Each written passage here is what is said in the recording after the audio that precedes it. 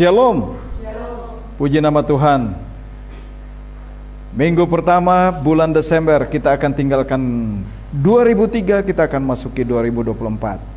Kita akan membahas kebenaran firman Tuhan. Sebelumnya kita akan berdoa, minta pimpinan dan penyertaan Roh Kudus, supaya Roh Kudus akan menjelaskan sejelas-jelasnya bagi kita apa rahasia tentang kebenaran firman Tuhan. Mari kita tunduk kepala dan kita berdoa. Bapa, di dalam nama Tuhan kami Yesus Kristus, kami bersyukur dan berterima kasih kalau kami masih diberikan kesempatan memasuki bulan Desember di awal minggu pertama bulan ini Tuhan. Dan kami tahu Engkau begitu memperhatikan kami sehingga kami boleh ada di penghujung 2023.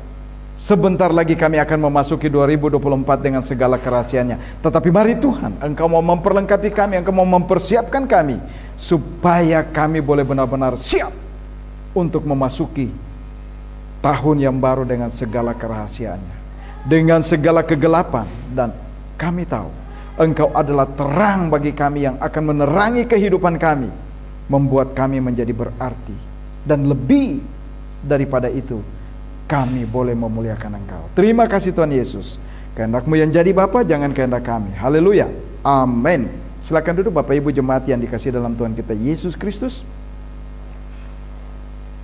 Bulan Desember kedatangan Raja Damai. Ini luar biasa.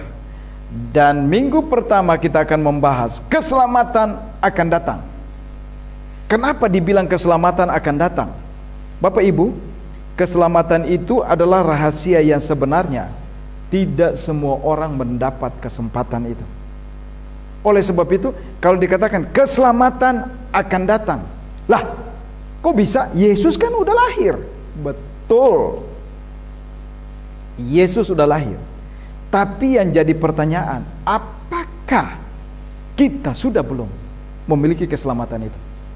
Kalau dibilang keselamatan akan datang, berarti untuk kita, ya, untuk kita setiap umat manusia mau supaya memiliki keselamatan, ya kita mari datang seperti gembala di padang yang pertama kali dilawat oleh para tentara sorgawi, malaikat menjemput mereka dan memberitahukan bahwa telah lahir sang juru selamat.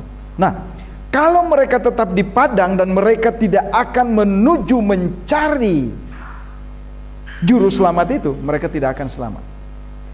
Ini pertama. Kenapa gembala di padang? Bukan petinggi-petinggi, bukan Raja Herodes, bukan orang-orang yang tidur nyenyak, yang berbaring di kasur dengan mimpi yang indah-indah, tetapi para gembala yang saat itu bekerja 24 jam di padang. Dan mereka tentu saja tidak seperti kita sedang nyenyak tidur, karena kalau mereka sedang nyenyak tertidur, bahaya. Dombanya bisa diterkam oleh binatang buas.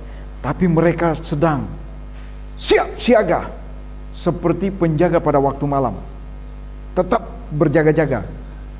Nah, inilah keselamatan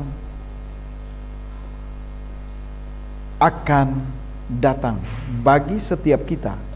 Dan hari ini kita akan membahas bagaimana orang Majus dari timur. Ini pribadi yang kedua. Setelah Yesus lahir, ya, sudah usia 40 sampai 4 tahun kira-kira, baru orang Majus bertemu dengan Yesus. Jarak mereka masuk ke Yerusalem itu gak mudah.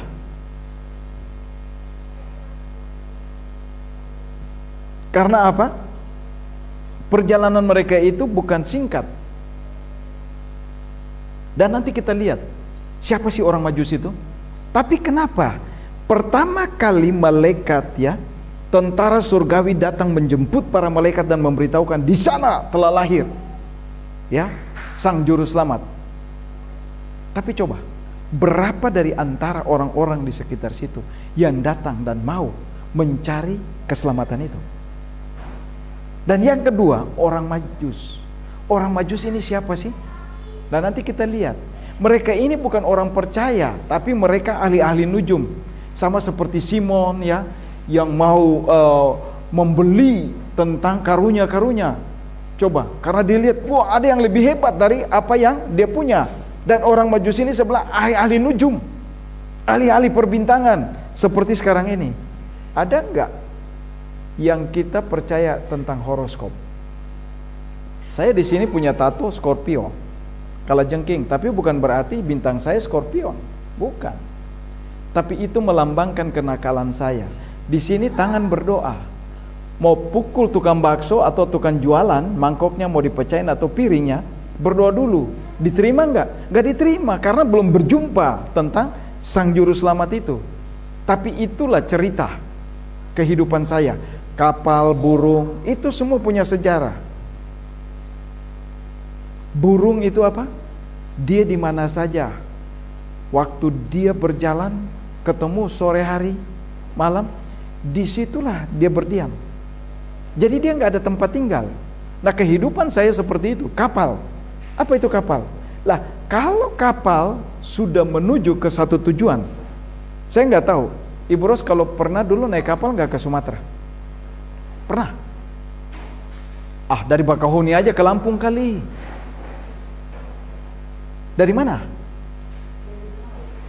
Dah benar. Kalau begitu tidak salah. Ente benar. Dari Belawan ke Jakarta. Tapi coba lihat ya, jaraknya dekat. Tapi coba kalau di tengah laut kalau ada gelombang, kapal itu balik enggak? Dia akan menghadapi. Tenggelam ya tenggelam. Maka itu kan ada pujian dikatakan apa? Di tengah ombak dan arus. Nah, itulah kapal. Jadi tato saya kapal itu lambang.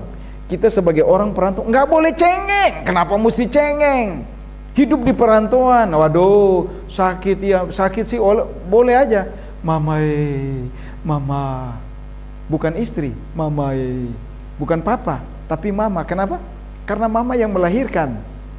Waktu mama melahirkan saya, dia rasa sakit. Waktu saya sakit, saya butuh kasih sayang mama. Coba kalau Bapak Erno sakit, panggil ibu atau panggil mamanya? Mama.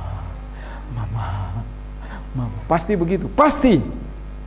Iya, karena kita lahir dari ibu. Nah, tapi mari, jangan kita cengeng. Hidup ini penuh tantangan, seperti kapal di tengah laut. Bapak Ibu tahu, kalau udah di tengah laut, lihat daratan mana? Nggak ada daratan. Sampai sejauh pandangan kita nggak akan menemukan daratan. Lalu, bagaimana? Pasrah. Ya Tuhan, kehendak-Mu yang jadi. Gitu ya. Kalau bisa berenang. Lah kalau kayak istri saya berenangnya gaya botol, gaya batu, tuk, hilang. Dia bilang gak bisa nimbul. Salah. Bapak Ibu, udah pernah lihat? Kuda aja bisa berenang.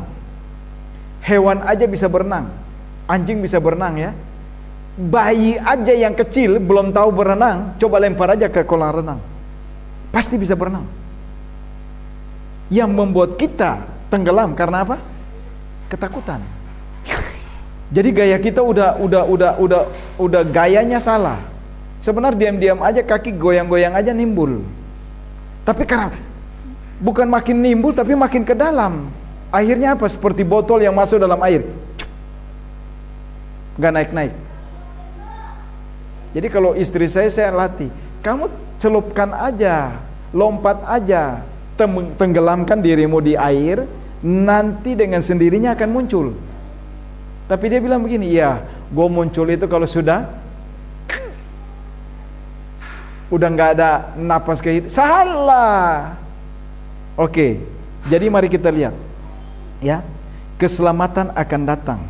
Kata keselamatan akan datang berarti bukan setiap kita sudah memiliki keselamatan. Bagi orang-orang yang secara pribadi berjumpa dengan Yesus, dia akan memiliki keselamatan. Oleh sebab itu tema hari ini luar biasa, paling sangat menarik. Dan mari kita buka Alkitab kita akan membaca Matius pasal 2 ayat yang pertama sampai ayat yang ke-12. Kita silih berganti. Saya dari Alkitab ya, terjemahan baru yang kedua. Bapak Ibu pasti di HP itu terjemahan baru yang pertama ya. Tapi saya terjemahan baru yang kedua. Jadi agak sedikit berbeda, tapi tetap punya tujuan yang sama, dan ini mempermudah kita untuk kita lebih mengerti. Judul dan perikop yang diberikan oleh Lembaga Alkitab Indonesia, Orang Majus dari Timur. Ya. Ayat yang pertama, sesudah Yesus dilahirkan di Bethlehem di tanah Yudea, pada zaman Raja Herodes, datanglah orang-orang Majus dari timur ke Yerusalem.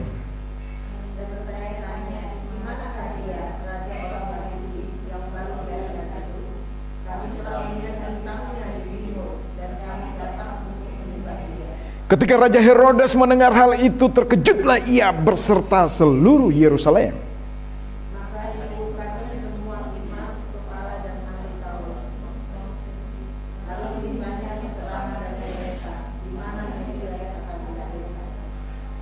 Mereka berkata kepadanya, di Bethlehem di tanah Yudea, karena demikian ada tertulis dalam kitab Nabi.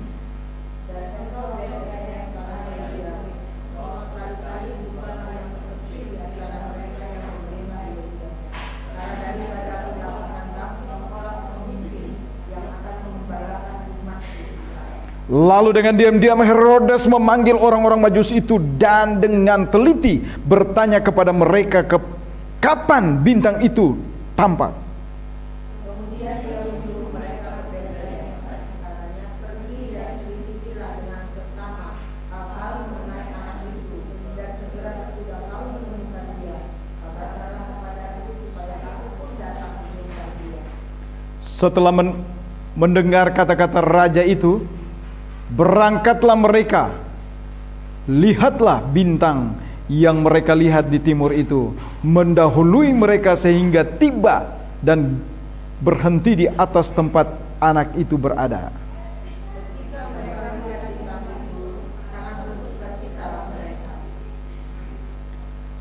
Mereka masuk ke dalam rumah itu dan melihat anak itu bersama Maria ibunya, lalu sujud menyembah dia.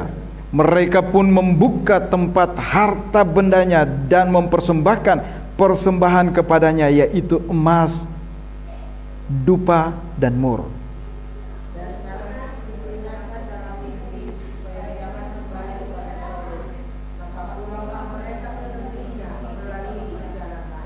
Puji nama Tuhan. Berbahagialah kita yang membaca merenungkan kebenaran firman Tuhan dan melakukan dalam aktivitas kita hari lepas hari. Bapak Ibu, di sini luar biasa.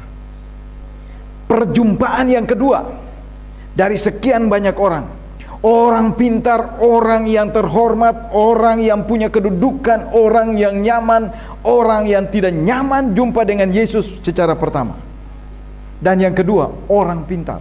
Bapak Ibu, orang Majus ini bukan orang bodoh. Mereka orang yang memang sangat-sangat pintar. Sampai benda-benda di langit itu mereka membuat, ya, memberikan nama-nama tertentu sesuai dengan dewa-dewa yang mereka percaya.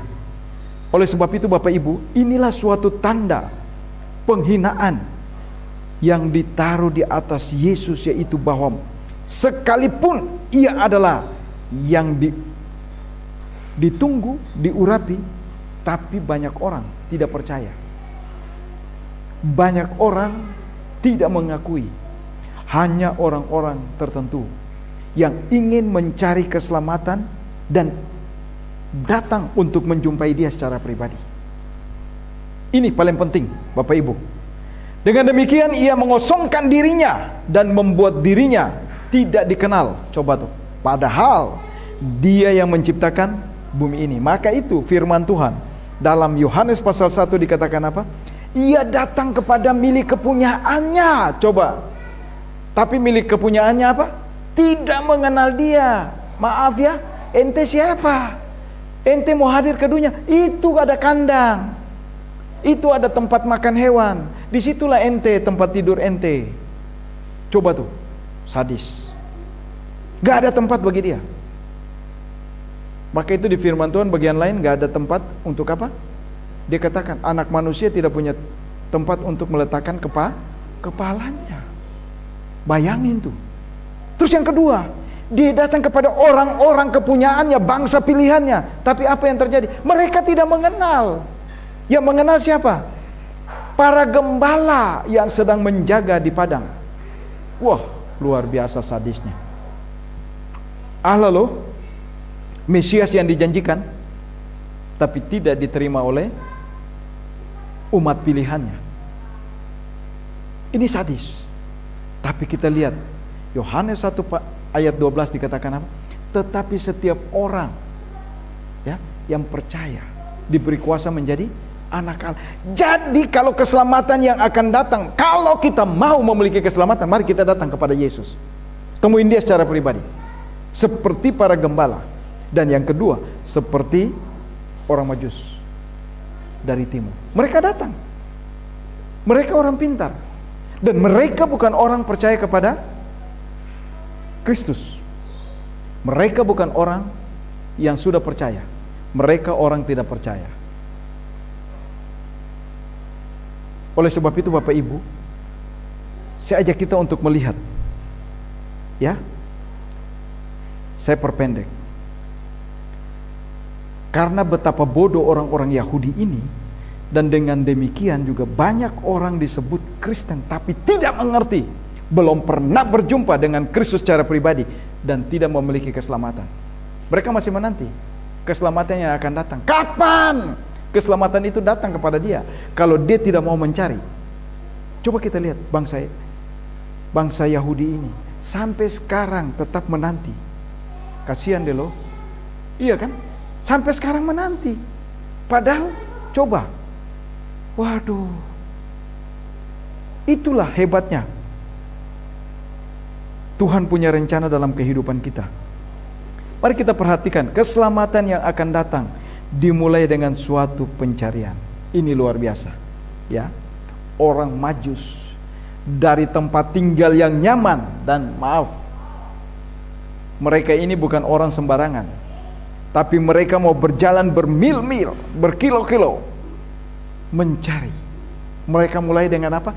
Langkah pertama untuk mencari. Tapi ada banyak orang yang sudah disiapkan keselamatan gak mau mencari Yesus. Bahkan katakan apa? Ngapain bersekutu? Hidup ini ya sudahlah, begini aja. Ya, jangan pernah pikir ada perubahan. Gak akan, kalau kita belum pernah berjumpa secara pribadi, keselamatan kita tidak miliki, apapun yang kita lakukan, apapun yang kita miliki, hampa, percuma. Lagi ini kita lihat, ya, orang Majus dia datang dari jauh-jauh, dia cari, dia ingin mendapat keselamatan itu, ya, dia ingin supaya dia memiliki dan dia ingin membuktikan bahwa bintang itu benar enggak.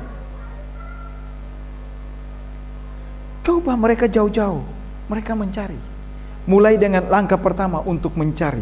Nah ini paling penting, ya, mereka mulai dengan suatu pencarian. Kapan pencarian akan Kristus dilakukan? Hal ini terjadi pada zaman Raja Herodes. Dan Herodes ini, ya, dia adalah orang yang memang orang daerah di sekitar situ juga.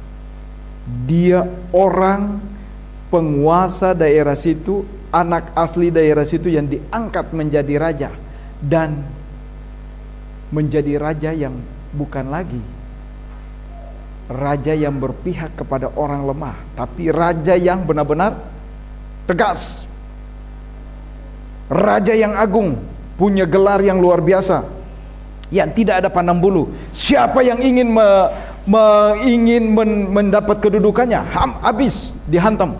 Jadi dia punya ambisi dan memang punya keinginan yang sangat-sangat mematikan. Oleh sebab itu, meskipun demikian, ia digelar, ya, Herodes yang agung. Tapi ingat, ada yang agung yang datang. Kristus lahir dalam tahun ke-35. Coba tuh, Herodes memerintah begitu lama, 35 tahun, dan Yesus lahir. Dia merasa apa? Ada saingan baru. Ada saingan baru. Maaf, apapun yang kita miliki, semua itu sementara. kedudukan, jabatan, harta itu semua sementara. Harta boleh kita kuasai ini dunia, tapi waktu kita tinggalkan dunia ini, yang kita bawa apa? Kalau istri saya kasih baju bagus buat saya, jangan-jangan yang dipakai pun jas yang di belakangnya udah sobek. Karena tangan kaku, di belakang sobek, di depan kancing, udah tutup begitu, tidur gitu. Jadi kelihatan rapi, padahal jas yang sobek. Mana saya tahu. Dan ingat, bukan lagi tidur di kasur yang empuk, tidur di kamar yang ber-AC, tapi di apa? Di atas tanah. Coba tuh. Jadi mari tinggalkan semua apa yang kita punya, cari. Mulai seperti ya orang Majus. Mulai dari sekarang kita mulai mencari tentang keselamatan itu. Cari, jangan tinggal tunggu diam. Supaya keselamatan kita miliki seperti orang-orang Majus ini. Karena apa? Kristus lahir dan memang tantangan begitu berat. Ada halangan pertama. Umat pilihan tidak mengenal dia. Sehingga gembala di padang didatangin oleh para malaikat. Coba gembala yang maaf kata, barangkali pendidikannya ya cukup bisa baca, tahu uang, tahu tentang etika, cukup. Dia bukan orang terpandang, tapi didatangin sama malaikat. Di sana ada seorang juru selamat telah lahir bagi dunia. Coba, ini luar biasa. Dia nggak cari orang pintar, maka itu Tuhan tidak pernah cari orang itu pintar, tapi Tuhan cari orang yang mau datang kepada dia, mau mencari dia dan bertemu dengan dia, memiliki apa yang dia siapkan, yaitu keselamatan. Nah, ini orang pintar. Orang pintar ini orang Majus, orang-orang yang maaf kata punya kepintaran, dia bahkan punya ahli nujum yang negatif. Dia tahu betul bisa mematikan orang. Tapi coba, kalau orang mau dianggap raja harus masuk ke kelompok mereka. Tapi coba, waktu mereka lihat ke langit, ada tanda yang luar biasa. Apa? Tanda yang memang bukan sebarang tanda. Mereka terkagum-kagum. Waduh, ini ada sesuatu yang luar biasa nih. Sehingga membuat mereka ingin mengetahui siapa itu.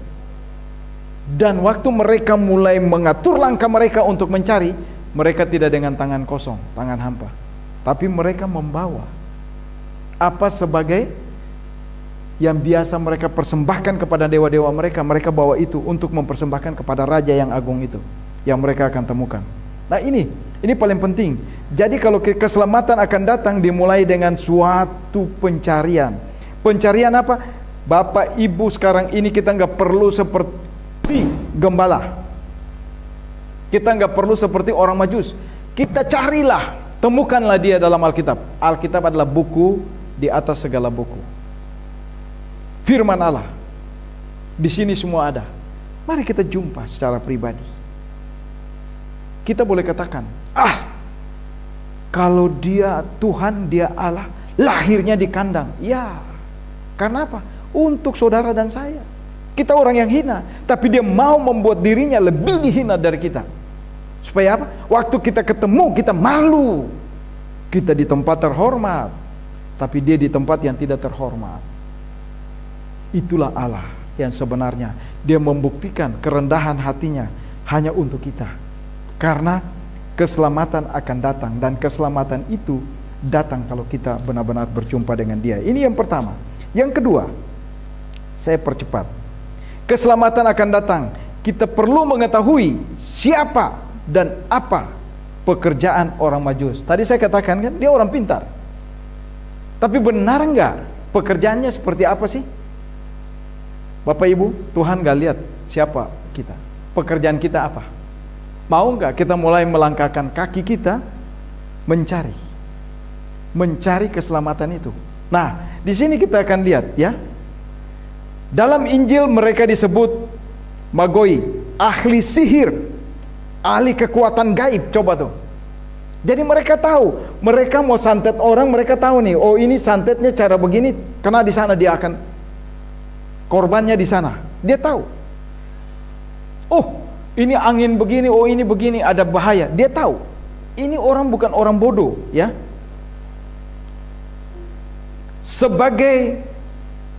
Sebagian memahami sebutan ini dalam arti yang positif. Bagi orang Persia, para magic merupakan ahli filsafat dan imam bagi mereka yang percaya. Maka itu kalau kita lihat ya, ada di Alkitab itu, nanti kita lihat, saya kasih ayatnya, nanti kita baca. Sampai dia katakan, ya saya mau dong. Tapi apa yang terjadi? Wah, kamu bukan orang percaya, gak mungkin. Bagaimana kamu mau kuasa Allah kalau kamu tidak percaya? Orang yang berjumpa secara pribadi yang akan mengerti itu, ya. Mereka tidak akan mengakui siapapun sebagai raja bila orang tersebut tidak menjadi anggota kaum magic, ya. Terlebih dahulu. Kalau sudah masuk dalam kelompok mereka, baru mereka bisa mengangkat dia sebagai raja. Ada yang beranggapan bahwa para magic ini berurusan dengan keahlian-keahlian yang terlarang. Kata tersebut digunakan untuk menyebut Simon, si tukang sihir. Nah, mari diantara kita baca ya, Kisah Rasul 8 ayat 9 dan 11. Yang seorang akan baca ya, Kisah Rasul 13 ayat 6 dan 8. Ini masalah Elimas. Simon dan Elimas ini adalah kelompok daripada Majusi ini, orang-orang yang punya kekuatan khusus. Oke, yang udah dapat boleh baca. Seorang yang bernama Simon telah dahulu melakukan sihir di kota itu dan ya melanjutkan mentakjubkan rakyat Samaria serta berlagak seolah-olah ia seorang yang sangat penting dan mereka mengikutinya karena sudah lama ia menakjubkan mereka oleh perbuatan sihirnya. Ini salah satu kelompok dari para Majusi. Ini dia. Ini dia. Jadi kita jangan kaget. Kita jangan kaget. Nah, yang kedua, Elimas ya. Kisah 13 ayat 6 dan 8 katakan begini. Mereka mengelilingi seluruh pulau itu sampai ke Pafos. Di situ mereka bertemu dengan seorang Yahudi bernama Bar-Yesus. Bar-Yesus, coba tuh. Namanya hampir sama ya, tapi ini ada Bar-Yesus. Ia seorang tukang sihir dan nabi palsu, coba. Gila. Tetapi Elimas demikianlah namanya dalam bahasa Yunani. Sama. Mereka ini kelompok para Majus. Orang-orang yang bukan orang bodoh. Tapi kita coba lihat. Kita perhatikan. Kenapa? Ya, iblis bisa ditaklukkan dengan mudah oleh Yesus. Orang yang udah dikuasai kegelapan, kalau tidak mau memulai langkah mereka dari langkah pertama untuk mencari Yesus, susah. Mereka akan keluar dari kegelapan. Tapi mari kita belajar dari orang-orang Majus yang sudah dikuasai oleh kegelapan, yang dimana mereka udah menjadi ahli-ahli dalam sihir, ya, seperti Simon, ya, dan dikatakan di sini siapa?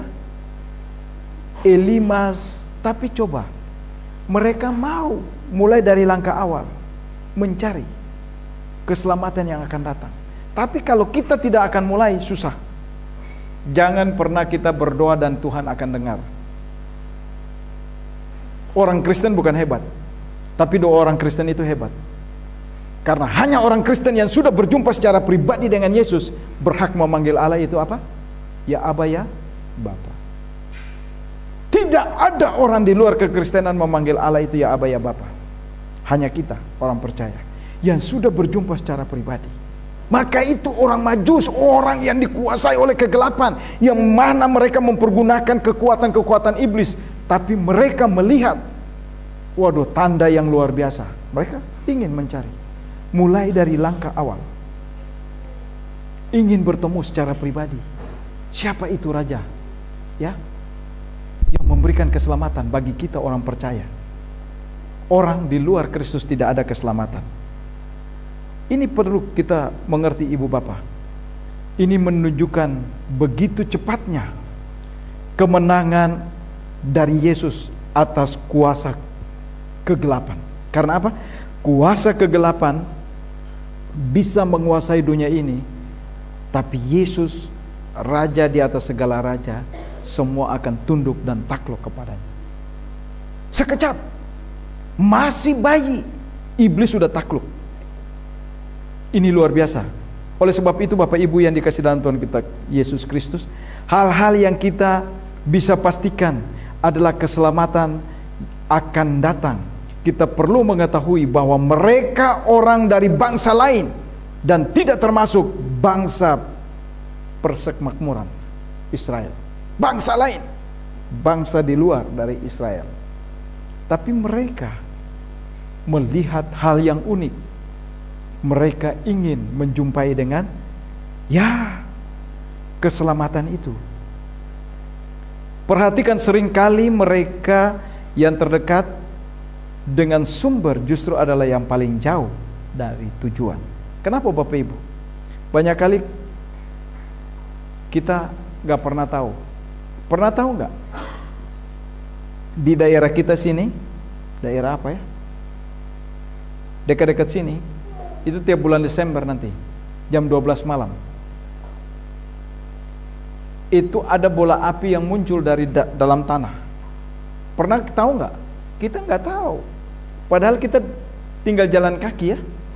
Tapi orang yang jauh itu tahu.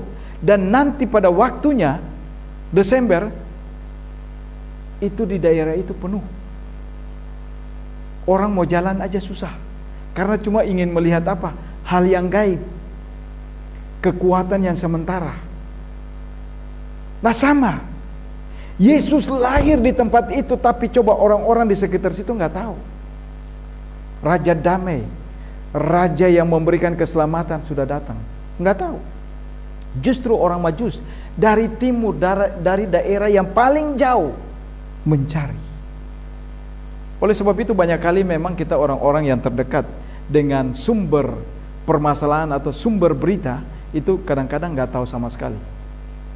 Begitu sudah banyak orang datang di sekitar kita baru ada apa ya, ada apa? Oh ya. Banyak kali yang seperti itu. Dan itu memang sering terjadi. Matius 8 ayat 11 dan 12 katakan begini, Aku berkata kepadamu banyak orang akan datang dari timur dan barat dan duduk makan bersama-sama dengan Abraham, Ishak dan Yakub di dalam kerajaan sorga. Sedangkan anak-anak kerajaan itu akan dicampakkan ke dalam kegelapan yang paling gelap. Di sanalah akan terdapat retak dan kertak gigi. Gitu ya. Kenapa? Ini bangsa umat pilihan. Umat pilihan merasa dipilih, tapi mereka tidak akan mendapat tempat. Tapi kita bersyukur, kita orang-orang yang jauh. Tadi saya bangga dengan adik kecil, dia tanya, ya, Israel itu apa? Kristen bukan? Kristen, gitu ya. Saya bingung, apa nih bahasanya? Oh, Israel itu Kristen bukan? Bukan. Karena apa? Tidak ada keselamatan pada mereka. Sebab mereka tidak percaya kepada Mesias. Coba, adik kecil ini usia berapa nih Bu? 4,5 tahun, sebentar lagi TK. Sudah pandai dia. Israel itu Kristen bukan? Waduh, saya perhatikan dulu, apa maksudnya? Oh, maksudnya Israel itu Kristen atau bukan gitu ya? Bukan, bukan sayang. Karena mereka itu tidak percaya sama Yesus. Orang yang disebut Kristen adalah orang yang percaya kepada Yesus. Jadi begini sayang, orang yang percaya kepada Yesus itu disebut Kristen karena apa? Christ in someone. Kristus hidup di dalam dirinya. Itulah Kristen. Jadi kalau kita orang Kristen, berarti kita bukan hidup sendiri lagi, tapi ada Kristus di dalamnya. Karena kita sudah berjumpa secara pribadi dengan Kristus, itulah disebut Kristen. Kalau belum berjumpa secara pribadi, keselamatan akan datang. Masih jauh. Masih ada di Nias, masih ada di Ambon, masih ada di Indonesia Timur. Jauh. Ambon tuh di mana ya? Kalau gitu kan? Kalau tanya orang-orang di Belanda sana, ya, orang-orang Ambon di Belanda, kalau ditanya, Kamu tahu nggak ibu kota Indonesia, Jakarta? Nggak tahu. Ambon? Tahu dia. Bahasa Indonesia tahu nggak? Nggak tahu. Beta sen tahu. Coba, bahasa Ambon yang dia tahu. Karena apa? Mereka nggak ngerti. Masih jauh buat mereka. Nanti kalau mereka udah ke Ambon, baru mereka tahu, oh Ambon itu ada di Indonesia. Indonesia itu ibu kotanya di Jakarta. Baru tahu. Tapi kalau di sana mereka nggak akan tahu. Mereka cuma tahu, oh Ambon. Lah, Indonesia itu yang mana lagi katanya? Bingung dia. Oke, itu salah satu ya. Jadi, sedangkan anak-anak kerajaan itu akan dicampakkan ke dalam kegelapan yang paling gelap. Di sanalah akan terdapat ratap dan gertak gigi. Coba, gertak gigi seperti apa? Coba kalau kita tidur kan kita suka dengar ya. Nggak tahu itu mimpi atau apa kok gigi-gigi bunyi ya. Kadang-kadang kalau saya bikin gitu aja ngilu. Itu. Karena apa? Dia mau menahan penderitaan, akhirnya gitu. Seperti itu. Tapi saya mau katakan, kita bersyukur. Kita ada dalam golongan-golongan Majusi. Orang-orang yang tadinya akan binasa, tapi kita sudah menemukan keselamatan itu. Bapak Ibu, yang kedua, saya percepatkan aja. Saya tidak panjang-panjang, ini sebenarnya panjang, tapi saya sedikit. Nanti kalau kita di kelas khusus ya, di kelas mahasiswa saya akan terangin lagi. Yang kedua, dari poin yang kedua, keselamatan akan datang. Kita perlu mengetahui bahwa mereka merupakan cendekiawan. Nah, kalau saudara sebagai kelompok cendekiawan harus datang kepada Kristus supaya lebih lengkap dan sempurna. Tapi kalau cuma disebut cendekiawan, cuma disebut orang-orang yang punya ilmu mengetahui keadaan-keadaan sekarang ini, tapi di luar Kristus percuma. Kita tidak akan berhikmat. Dan apapun yang kita lakukan hanya sebagai kebodohan. Malu. Awalnya udah bagus, akhir endingnya jelek. Bagaimana coba? Bangga. Jangan bangga, Bung. Bisa ya? Kita bangga itu kalau kita punya hikmat yang benar dan sempurna dari Tuhan. Dan kita lakukan segala sesuatu untuk banyak orang, itu endingnya bagus. Tapi kalau untuk pribadi saja, percuma. Apa yang kita cari sementara? Nah, ini perlu. Oleh sebab itu Bapak Ibu, coba perhatikan ya. Yahudi, ya. Orang Yahudi yang dekat, mereka tidak mengerti. Tapi orang Majusi yang jauh, berkilo-kilo, bermil-mil, ya, mereka bisa temukan. Coba tuh. Dan mereka berjalan itu bukan 1-2 hari. Setelah Yesus lahir, 2 tahun baru mereka berjumpa. Sebelum terjadi penyingkiran ke Mesir. Yesus disingkirkan. Karena apa? Herodes marah. Orang Majusi itu putar jalan. Gak mau lagi jumpa dengan Herodes. Coba tuh. Karena apa? Perjumpaan pribadi itu indah. Yang tadinya tidak mengerti, yang tadinya tidak tahu, ya, tidak punya hikmat, tetapi begitu berjumpa secara pribadi, hikmat mereka dibuka. Mereka datang dan menyembah raja di atas segala raja. Poin yang kedua, mereka merupakan cendekiawan. Mereka berurusan dengan ilmu-ilmu yang memerlukan penyelidikan yang saksama. Maka itu waktu mereka lihat bintang itu, mereka ingin tahu, ini raja siapa ini? Kok raja buat kita? Kita kan udah punya raja. Kita ini kan imam besar. Ayo kita coba belajar di sana. Coba. Jadi kalau udah pintar, jangan berpikir sudah selesai. Tapi mari kita tetap belajar terus selagi masih hidup. Selagi masih hidup tidak ada kata stop belajar. Orang yang pikun karena orang tidak mau belajar. Saya bingung. Coba Bapak Ibu katakan buat saya, ada nggak hamba Tuhan yang pikun? Orang yang sering baca Alkitab, ada yang pikun nggak? Saya lihat di daerah saya kakek nenek yang tadinya pakai kacamata baca, kacamata apa ya? Min apa plus baca ya? Plus ya? Bisa lepas kacamata, taruh di atas, bisa baca. Saya bilang, opa baca, baca. Kamu lihat ayat ini bunyi, saya bingung juga, hebat juga tuh. Kenapa? Karena selalu baca Alkitab.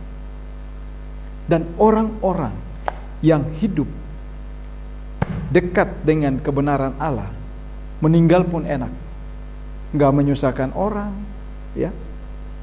Mereka tinggalkan dunia ini, sudah ada tempatnya yang tersedia. Oleh sebab itu, cendekiawan yang baik seharusnya menjadi orang Kristen yang baik.